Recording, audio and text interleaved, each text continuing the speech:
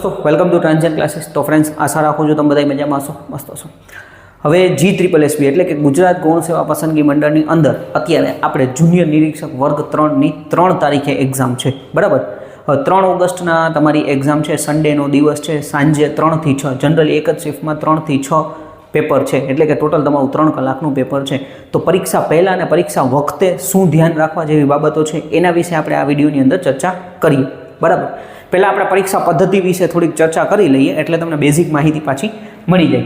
સૌથી પહેલાં તો કે ભાઈ આપણી જે જુનિયર નિરીક્ષક વર્ગ 3ની તમારી જે પરીક્ષા છે એ 2 પાર્ટમાં છે। પેપર એક જ હશે, બરાબર, પણ પાર્ટ એ 60 માર્કનો હશે, મેથ્સ અને રિઝનિંગ રહેવાનું છે એની અંદર, બરાબર।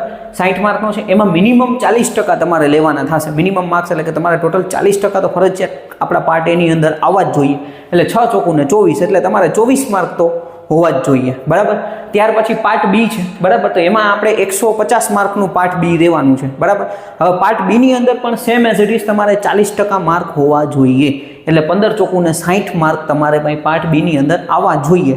24 આમાંથી, બરાબર, અહીંયા લખી નાખીએ, 24 આમાંથી માર્ક આવવા જોઈએ અને 60 માર્ક આમાંથી આવવા જોઈએ, બરાબર। આ મિનિમમ માર્ક્સની કેટેગરી તમને આપી દે, બરાબર।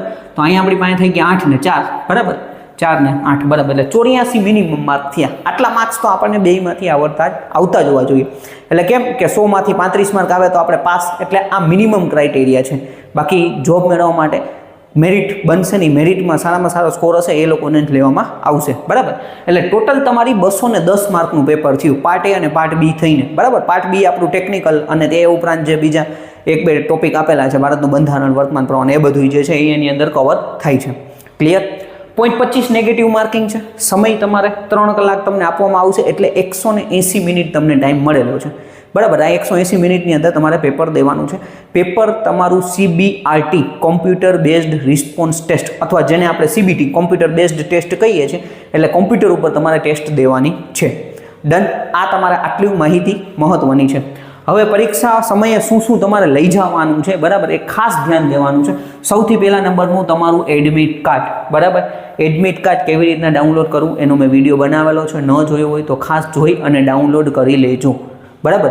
એટલે એડમિટ કાર્ડ તમારે ડાઉનલોડ કરી લેવાનું છે, એની 2 પ્રિન્ટ કઢાવવાની છે, ભલે એક જ લઈ જવાની છે, પણ આપણે હંમેશા ખાસ ધ્યાન દેવાનું છે ભાઈ 2 પ્રિન્ટ એડમિટ કાર્ડની હોવી જોઈએ, બરાબર। 2 પ્રિન્ટ કઢાવવાની છે।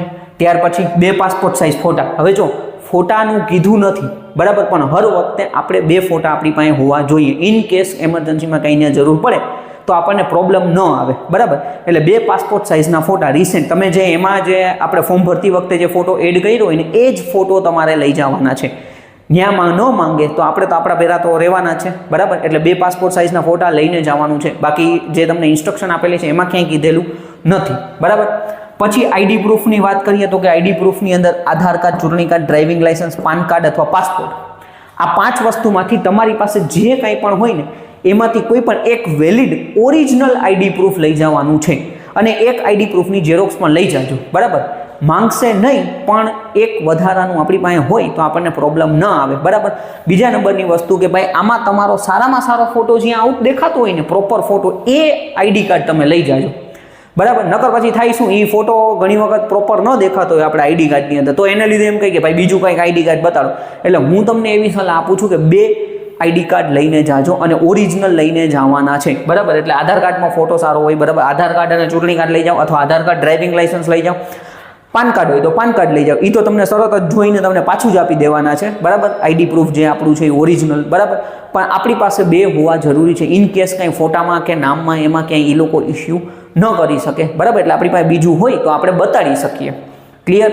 એટલે આ ઓરિજિનલ આઈડી પ્રૂફ લઈ જવાનું છે, બરાબર, અહીંયા લખી દઉં છું ઓરિજિનલ, ચાલો। આ આઈડી પ્રૂફની વાત થઈ, ક્લિયર। ત્યાર પછી બીજું કોઈ પણ વસ્તુ તમે લઈ જઈ શકો એમ નથી। ઘડિયાળ તો કે પહેરીને, મેં આવી ઘડિયાળ પહેરેલી છે, આવી એનાલોગ ઘડિયાળ લઈ નહીં હાલે, ડિજિટલ ઘડિયાળ લઈ નહીં હાલે, કોઈ પ્રકારની ઘડિયાળ નહીં હાલે, બરાબર। કાંઈ પહેરવાનું નથી, કોઈ કેલ્ક્યુલેટર એમાં એલાઉ નથી, કેલ્ક્યુલેટર લઈ નથી જવાનું, બરાબર। ઘડિયાળ નથી લઈ જવાની, કોઈ ગેજેટ્સ લઈ નથી જવાના, ખાલી સાદી પેન બ્લુ અથવા બ્લેક કલરની, એ આપણે રફ કામ માટે, અને કદાચ ઘણા સેન્ટરો એવા હશે કે એ લોકો પેન ત્યાંથી જ તમને પ્રોવાઈડ કરશે, તો એની એ કાંઈ ટેન્શન નથી, બરાબર। એટલે સાદી પેન તમારે લઈને જવાની છે, ક્લિયર।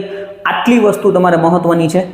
હજી એક વખત એવું તમને એવું લાગે તો ઇન્સ્ટ્રક્શન તમારે તમારી જાતે ખાસ વાંચી લેવાની છે, બરાબર, ઇન કેસ કાંઈક હું ભૂલી જતો હોય તો. બાકી મહત્વનું જે છે એ મેં તમને કહી દીધું. ક્લિયર? હવે એના પછી ભાઈ તમારે ત્યાં જઈ એટલે તમે આટલી વસ્તુ છે, તમને જે સમય કીધેલો છે 3 વાગ્યાનો પેપર શરૂ થશે એટલે એની પહેલાં 1 કલાક પહેલાં આપણે પહોંચી જવાનું રહેશે. 2:45 છેલ્લામાં છેલ્લો ગેટ બંધ થવાનો સમય છે એની અંદર લખેલું છે, બરાબર. તો 2:45 પહેલાં આપણે પહોંચી જવાનું છે. 2:45 પહેલાં તો ભાઈ આપણે જનરલી તમારે ધ્યાન રાખવાનું, ભાઈ 1:30 વાગ્યાથી શરૂ થાય છે તો આપણે 2 વાગે આપણે એન્ટર કરી લઈએ. ભલે ત્યાં જઈને આપણે બેસવું પડે, બરાબર. અંદર આપણે કોમ્પ્યુટર પાસે જઈને 1-અડધી કલાક આપણે ત્યાં માથે આપણે એની કોમ્પ્યુટર પાસે બેસવું પડે તો કાંઈ વાંધો નહીં, શાંતિથી બેસવાનું. પણ સમયસર આપણી બધી પ્રોસિજર છે એ થઈ જાય એટલે આપણને ઇસ્યુ ન આવે. ત્યાં તમે જાશો એટલે તમારું આપણે બેઝિકલી બોડી સ્કેનિંગ થશે, બરાબર.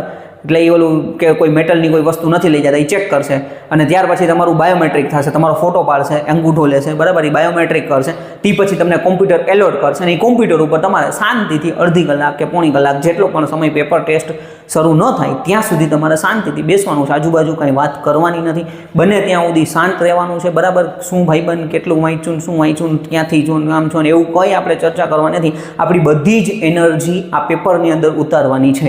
એટલે જેટલી એનર્જી બચે એટલું બેસ્ટથી બેસ્ટ આપણે કામ કરવાનું છે, બરાબર. એટલે જે એડમિટ કાર્ડ તમારે જે તમને અહીંથી લઈ જાઉં છો એડમિટ કાર્ડ અંદર, એની અંદર તમારે જે ત્યાંના જે ચેકર હશે એ સહી કરશે, તમારે એની સામે સહી કરવાની છે, બરાબર. જેને આપણે શું કહીએ છીએ તો કે ભાઈ જે ઇન્વિલિઝર હોય છે એ ત્યાં સહી કરશે, તમારે સહી કરવાની. એ એડમિટ કાર્ડ ખાસ અહીંયા લખીને કહું છું, એડમિટ કાર્ડ સાચવીને રાખવાનું છે.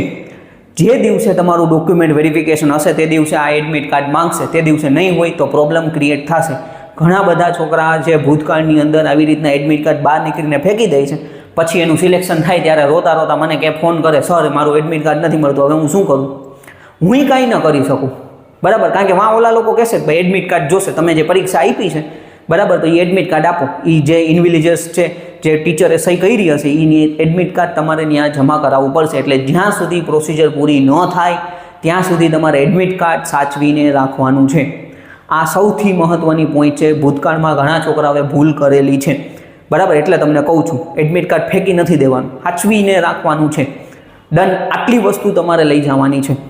સામાન્ય બેઝિક તમારે ધ્યાન એ દેવાનું છે કે ભાઈ નોર્મલ કપડાં પહેરીને જવાનું છે. આપણે ત્યાં સ્ટાઇલ મારવા જતા નથી, એટલે છોકરો હોય કે છોકરી હોય, બરાબર, નોર્મલ કપડાં આપણે પહેરવાના છે. કે જે આપણે 3 કલાક ત્યાં તમારું પેપરનો ટાઈમ છે અને એ ઉપરાંત 1 કલાક વધારવાની. જનરલી તમારે 4 કલાક સેન્ટરની અંદર બેસવાનું છે તો આપણે કમ્ફર્ટેબલી બેસી શકીએ, બરાબર.